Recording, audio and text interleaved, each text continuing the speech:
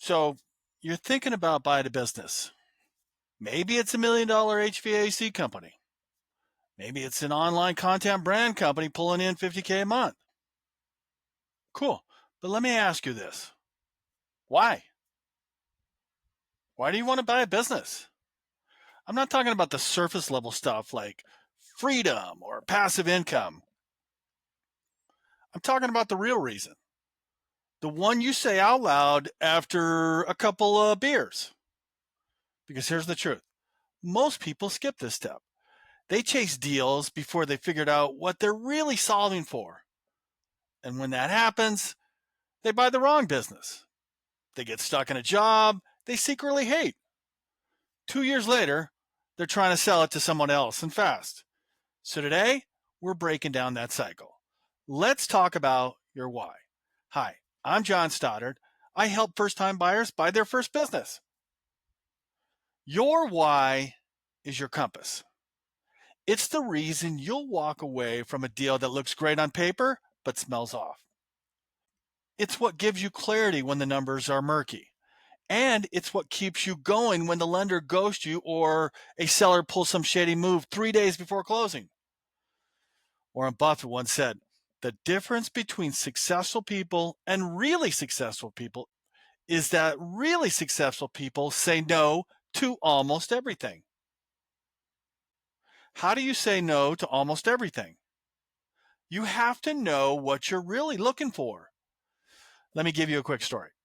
There's a guy I worked with, let's call him Mark, ex-tech guy, burned out, made good money, but hated every second of corporate. He wanted freedom, autonomy, and a place that didn't rely on him for 80 hours a week. His why was simple. I want a business where I can unplug and still get paid. So we found a commercial cleaning company. Tight systems, strong ops manager, cash flow was solid. Not sexy, but reliable. That wouldn't have been my pick, but for him, it's perfect. He's traveling now, send postcards in. That's the power of knowing your why. Here's where we get real. You need to know what you're solving for. Is it financial independence? Is it more time with your kids? Is it location freedom? Or are you just trying to grow something big and flip it for 10x? There's no wrong answer to this, but there is a wrong approach that's not answering it. So I want you to pause this video. Seriously, pause it and write this down. What do I want my life to look like 1 year after owning the business? Describe that day. Where are you working from? What are your hours? How many employees? What problems are you solving? Most people never do this exercise, but the people who do, they make sharper decisions. They don't fall in love with the wrong deal. And when the going gets tough, which it will, they have something deeper driving them. Let's talk about non-negotiables. You ever see that private equity guys who buy a business, they replace the CEO, install their people, flip it, move on? That's great for them. But you might not want to manage 40 employees or run payroll every 2 weeks. Charlie Munger used to say, to get what you want, you have to deserve what you want. And I'd add, to get what you want, you need to be honest about what you're not willing to do. Do you hate managing people? I kind of do. Don't buy a business with 100 staff. Want to be home for dinner? Don't buy a 24/7 plumbing company. Can't stand chaos? Avoid turnarounds. I've done this. This is where most people mess up. They chase numbers, not fit. You don't want to be in 2 years profitable on paper, but waking up with the dread. So let's get tactical.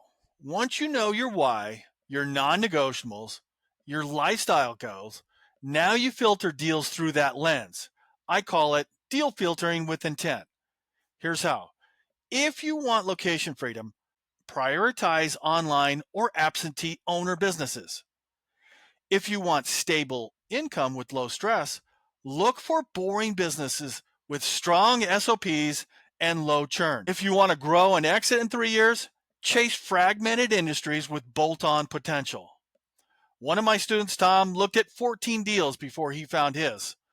All profitable, all good on paper, but 13 of them didn't match his why. The 14th, 20-year-old security firm. No debt, seller was retiring. Aligned with everything he wanted.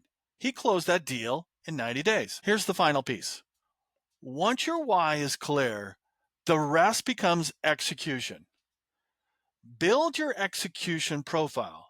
Know your cash position, understand your risk tolerance, then get in motion. Get your reps in. Start sourcing deals. Reach out to brokers. Post your buyer intent on LinkedIn. Join communities. Look at 100 deals. Pass on 99. Go deep on one. Put all your energy on that one. Your why isn't just a journaling exercise. It's your edge. So, if you're still watching, here's your homework. Write out your why. Define your non-negotiables. Describe your ideal post-acquisition life. Use that filter every deal from here on out. Do that, and you won't just buy a business. You'll buy the right business. And when things get tough, and they will, you'll remember why you started.